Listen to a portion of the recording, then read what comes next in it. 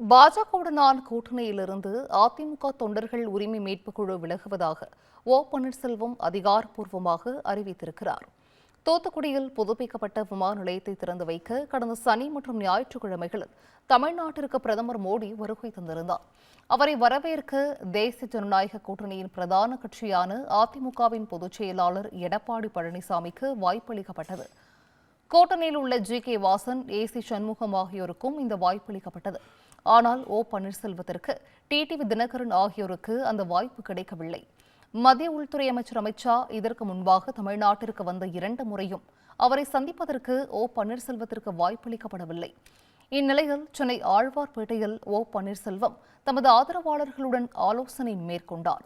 ஆலோசனைக்கு பிறகு செய்தியாளர்களை சந்தித்த ஓ பன்னீர்செல்வம், பன்ருட்டி ராமச்சந்திரன் ஆகியோர் பாஜகவுடனான கூட்டணியிலிருந்து விலகுவதாக அறிவித்தனர். இனி எப்போதும் தேசிய ஜனநாயக கூட்டணியில் தங்கள் இடம்பெறாதது எனவும் திட்டவட்டமாக தெரிவித்தார். அது மட்டுமல்லாமல் கூட்டணி குறித்து உரிய நேரத்தில் அறிவிப்பை வெளியிடுவோம் என்றும், அதற்கு முன் தமிழ்நாடு முழுவதும் ஓ பன்னீர்செல்வம் சுற்றுப்பயணம் மேற்கொள்வார் என்றும் பன்ருட்டி ராமச்சந்திரன் தெரிவித்தார். இதனிடையே பாஜக கூட்டணியிலிருந்து ஓபிஎஸ் விலகுகிறார் என கடந்த வாரமே குமுதம் ரிப்போர்ட்டர் கணித்திருந்தார். கமல் ஆலயத்திற்கு குட் பை சொல்கிறார் ஓபிஎஸ் என்ற தலைப்பில் கட்டுரை வெளியானதும் குறிப்பிடத்தக்கது.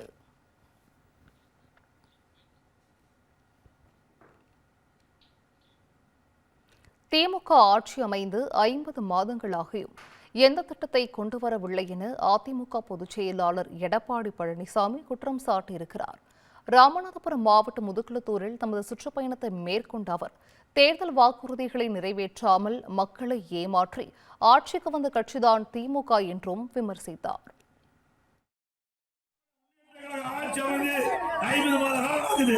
அந்த 50 மாத திராவிட முன்னேற்ற கழக ஆட்சியில நாட்டு மக்களுக்கு எந்த திட்டமும் நிறைவேற்றப்படவில்லை. அனைத்து இந்திய அண்ணா திராவிட முன்னேற்ற கழக ஆட்சி இருந்த காலகட்டத்தில் இந்த பகுதி விவசாய பூமி நிறைந்த பகுதி. விவசாயத்தை நம்பிதான் இந்த விவசாய தொழிலாளர்கள் வாழ்ந்து கொண்டிருக்கின்றார்கள்.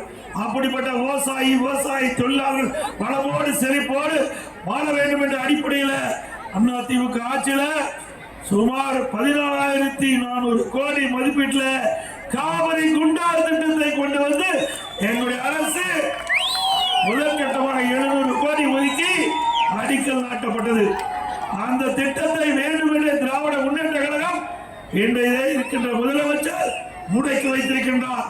அந்த திட்டம் நிறைவேறுகின்ற பொழுது இந்த முதுகுளத்தூர் இருக்கின்ற கண்மாய் அனைத்தும் நீர் நிரப்பப்படும். அப்படி அற்புதமான திட்டத்தை கொண்டு வந்த அரசாங்கம் அதிமுக அரசாங்கம். சிந்தித்து பாருங்கள், விவசாய தொழிலாளர்களை வாழ வைக்க வேண்டும் என்பதற்காக முழுக்க மாநில நிதியில் இருந்து இந்த 14,400 கோடி திட்டத்தை உருவாக்கணும். இதுவரை தமிழக வரலாற்றிலேயே ஒரு திட்டத்திற்கு மாநில அரசாங்க நிதியில் இருந்து 14,400 கோடி ஒதுக்கிய வரலாறு கிடையாது. அந்த வரலாற்றை படுத்த அரசாங்கம் உங்களுடைய அரசாங்கம், அதிமுக அரசாங்கம். அந்த திட்டத்தை இந்த இதெல்லாம் நிறுத்திவிட்டார்கள். மீண்டும் உங்களுடைய பேராதரோடு அதிமுக ஆட்சி மலரும். இந்த முடக்கப்பட்ட காவிரி குண்டாறு திட்டம் உங்களுடைய மன நிறைவேறினாருக்கு இந்த முதுகுளத்தூர் அனைத்து கண்மாயிலும் நிரப்பப்படும். அப்படி நிரப்புகின்ற பொழுது நிலத்தில் இருந்து எங்கு பார்த்தாலும் பசுமை. இந்த முதுகுளத்தூர் சட்டமன்ற தொகுதி எங்க பார்த்தாலும் பசுமை நிறைந்த பகுதியாக காட்சியளிக்கும். இன்றைக்கு நெல்லு, கரும்பு, வாழை, மஞ்சள் செழித்து வளர்ந்து அப்படிப்பட்ட ஒரு அற்புதமான காட்சியை நீங்க பார்க்க போறீங்க. அடுத்த ஆண்டு தேர்தல் மூலமாக அதிமுக வெற்றி பெற்று அதை உங்களுக்கு தர இருக்கிறது.